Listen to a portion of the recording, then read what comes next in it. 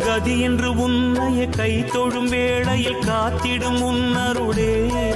தலைவிதி என்று மண்ணிலே நொந்தவர் வாழ்வினை மாற்றிடும் உன்னிழலே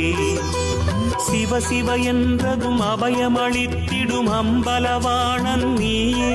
தினம் ஹர ஹர என்பவர் பவபயம் நீங்கிட அருள் தரும் ஜோதி நீயே